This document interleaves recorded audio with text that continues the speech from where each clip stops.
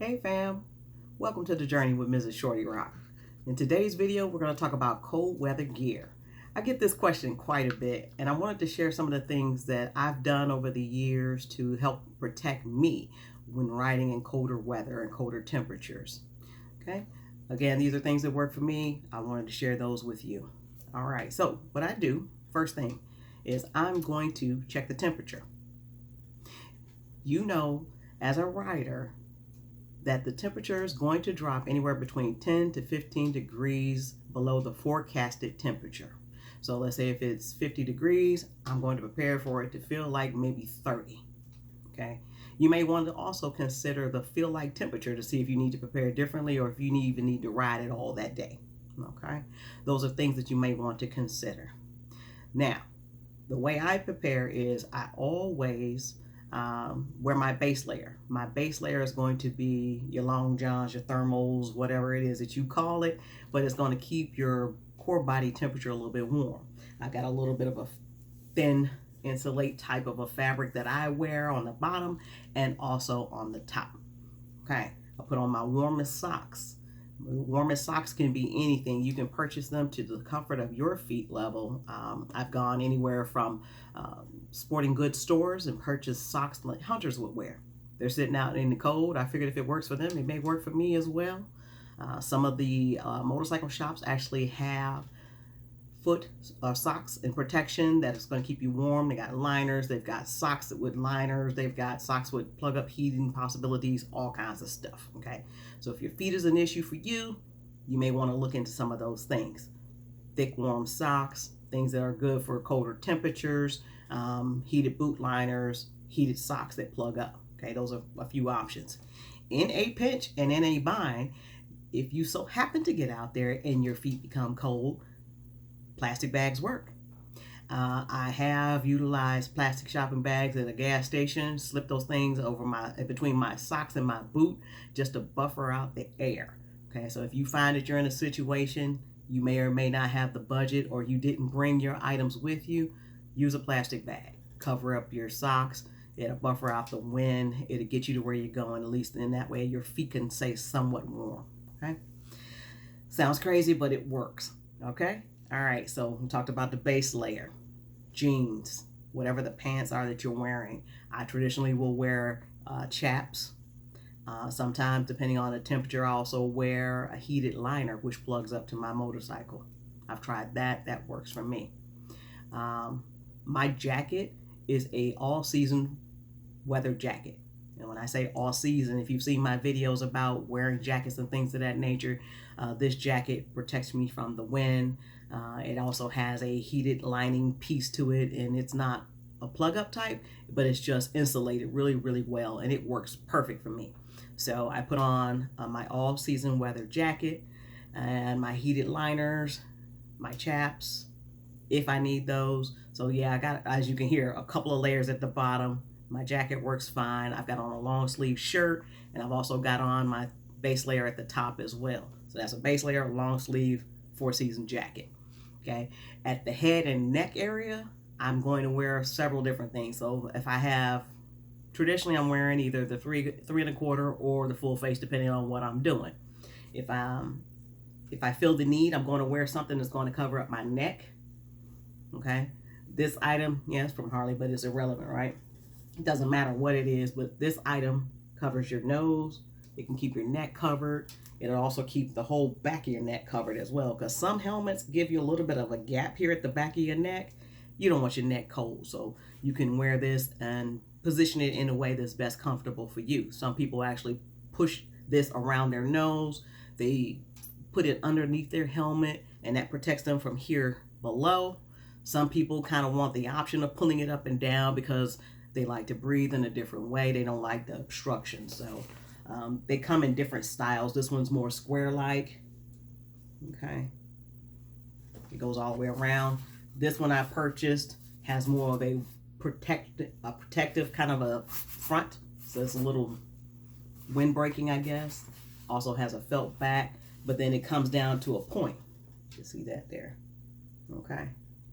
And what it does is it protects your nose, and it also protects the back of your neck and then also your chest as well. So it fits kind of like that. Okay. I bring a lot of things with me because sometimes I'm just not feeling what it is that I'm wearing, and I gotta take it off because it's irritating to me some kind of way from time to time. It depends on a lot of things. Like, for example, they also have this style that covers, you put it over your head like a hat, you slide it down, it can protect your neck, face, the whole nine, all in one. That works pretty good. I purchased this one some years ago. The one thing that I will say is be mindful of how some of these items are designed. If you know me, you know I'm a gearhead. I love gadgets and stuff like that. I'll purchase things, try them out, all that. One of the things that I didn't take into consideration was how the product was created or developed. This particular one has a seam that goes right down the middle of your face. Now, you can just imagine you're riding, this thing is across your face, and here you have this seam and it's just sawing away at your skin. Not fun. Needed to throw it away, but I kept it as a good example of what not to buy. Okay. Things that you want to think about. Okay. Now, if I can save you $1, I will definitely do that. So that's basically what I'm wearing from head to toe. I'm going to wear a warm sock. I don't have any heated sock liners. My feet don't get that cold, things like that. I don't have to worry about. My bottom base layer is usually the liner, the jeans. Might be chaps, might be the liner that plug up to the bike. Depends on how I'm feeling and how cold I am. And then, of course, the all-season weather jacket, the long sleeve shirt, the base layer underneath that. Okay, that's the top. Then I've got something to cover my face. Now, for my head and my hair, that varies for me. I usually always have something on that's going to protect my hair and to keep it up out of my face and things like that. So we'll talk about hair in another video. I got a whole thing about that and my years of torture with that mess of damaging my hair and all that from simply not protecting it well and wanting to look like the other girls that I saw on TV. Anyway, so usually I'll have on some sort of a cap to keep everything in place, and I usually wrap my hair around in a circle, or if it's really long, I'll just pin it up some sort of way where it's out of the way, smooth down, not too bulky under my helmet so that I have to purchase another helmet and all that business. And then I'll cover up the rest of my face with whatever cold gear that I need to protect my skin from being out in the elements. It is extremely difficult to concentrate when the only thing you're worried about is the temperature of your body and how cold you're getting at that time. Okay, now talk about gloves, because I talked about head to toe, but I didn't mention my hands. So let's talk about that. I've got another video, if you saw that in my earlier series, where we talk about the types of gloves and the purposes and all of that. Traditionally, during the colder months, I will wear my gauntlet. The gauntlet style glove covers up the jacket. It covers up really well. It's lined, it's insulated, it feels great. I'm about due for another pair, but these have worked very well for me. Sometimes I even wear these in the summer because I hate my skin getting all worn out from the wind. So yeah, I've worn these in the summer too. But that's a whole nother conversation about the wind and protecting yourself and skincare. So I wear my gauntlet.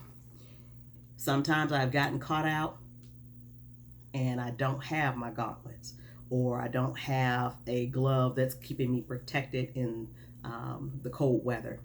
Now, the funny thing is that sometimes you say cold weather, you think fall, winter, spring, things like that. Sometimes in the summer, you can have those bouts of needing cold weather gear. And I'll tell you a quick story. So we were riding, a group of ladies and I went to Dallas, Texas one summer, and the temperature was running like 100 degrees basically every day. It was 90s in the night, 100 all day. It was just, yeah. Anyway, so we decided that we were going to leave Dallas, Texas about 3 in the morning to get ahead of the traffic, get ahead of the heat, all of that business. And we were going to do what they call an iron butt, which was to complete the 1,000 miles in 24 hours. And we were heading back up north towards the Maryland, D.C. area. So not thinking, because it was hot, the only thing we really had going down was our rain gear, you know, the basic lighter kinds of things, you know, the jackets and the, you know, all the stuff that covers your skin and all that business. But we didn't think about the fact that even when the temperature drops from 100 and some odd degrees to maybe, let's say 70 or 80, that chill still comes upon you. It feels really, really different. So we didn't have any cold weather gear. I didn't bring all of my layers of my jacket. I only had the summer and the rain part of it. I didn't bring the liner to the jacket. Duh. Never do that again, right? But we stopped at a gas station. We were in the mountains in Tennessee, and it was about, I want to say maybe 1, 2 o'clock in the morning. It was foggy, it was chilly because it was maybe 70 to 80 degrees, which felt a little bit different then. And we were all standing around checking on each other because you want to do that wellness check. You got to make sure your riders is, at that tip-top condition, ready to go. So we were asking questions of each other, like, how you feeling? You okay? And everybody was like, you know what? I'm kind of cold. But I don't have this or I don't have that. And man, I wish I would have thought about this or that. We're thinking about all the gear pieces we didn't have. So we started brainstorming. We were like, hold on, we got rain gear. Great part about rain gear is that it's wind resistant. So you got that protection from the wind and the cold. So we kept on everything that we had. We digging through our bags. We're finding a long sleeve shirt. We're making sure we can put on anything else. Some of us were doubling up out of our clothing bags. We're just putting on whatever. And that rain gear. Now that rain gear kept us buffered from the wind. And it also gave us some reflection, so those truckers were able to see us, and the motorists out there were able to see us as well in the mountains of Tennessee. That got us to our destination. We were dog exhausted, but we were warm, and everything worked out really well. So if you're in a pinch, that's something that you can use. Okay, now that's the whole body coverage. Summertime, temperatures dropping. Now we had another situation where sometimes if you got the wrong gloves, or not the wrong gloves, but you don't have your other options with you, okay? You can utilize a rubber glove or I'll just say a rubber glove. We'll leave it at that, okay? So we've got these. You slide these babies down in your glove. They ball up. You can put them in a little Ziploc bag. Always have them as your little emergency kit. Slide those down into the summer weight gloves that you may have, or the ones that's just not doing it for you. You're good to go. That'll help you. Now, running joke is, I told somebody once, I said, hey, if you don't have the right glove, or you don't have the budget to continue to buy all of these different gloves, you're newly starting out, you don't want to invest in a whole bunch of products, get yourself a little rubber glove. You can slide those in, and that'll help you out. Well, these folks were in a pinch, and I don't know if it was because I was a female or what, but they took rubber glove literally and went with those. They'll protect you from water, but apparently these things don't do well in the cold. So they used a hand washing glove and said, you know what, something wrong with Shorty Rock. I know this is not what she meant, but it ended up just being a fun story of the road. Things happen, interpretations matter, and we laughed it off, and everything was all good. So for Christmas, I'm gonna get them all a box of gloves. So you just put them in a little knot, give a couple pair to your folks that's rolling with you. You'll be surprised how those things come in handy. And I mean, even when you have a glove that traditionally works for you, if you're cold natured and you need a little bit more, try them out. If the ones that are plugging up to your motorcycle doesn't work for you, and they should for the most part, there's several brands of that, and I'll talk about that in a second. Use what you have. I am a multi-purpose item type of a person. So if I can get multiple uses out of one thing, perfect. I'm purchasing it. I'm going to use it. I'm going to pack it. But what I've learned over the years is always bring at least something that's going to keep you comfortable out there on the road. Even when it's summertime, you may need to think about what else may I need should the temperature go from 100 to 70. Rain is a whole nother thing, but it's all about cold weather and how to best protect you. Now, I didn't invest in a whole lot of cold weather gear. And when I say that, I kind of gauged it based on the kind of riding I was doing. So I cross state lines, I do all of that kind of stuff. But when it's colder outside, I'm more of a daytime, sun's up kind of rider. I traditionally try to be where I want to be well before it's dark outside, because of the fact that I don't want to be out there in the colder temperatures, things of that nature. It's just not my comfort level. But I know that there's some folks out there that's hardcore, that's doing it. Cool. Now, you guys may have some input. I would love for you all to put those comments and things that you're doing out there in my saddlebag. Just drop them right into the comments. I'd love to see that, because there's always a better way or a more improved way of doing something. So I'm all about sharing, because sharing is caring. You know, I don't know everything. I found this stuff out from either talking with a whole lot of people, learning and just from through their experiences, or maybe even just trial and error on my own.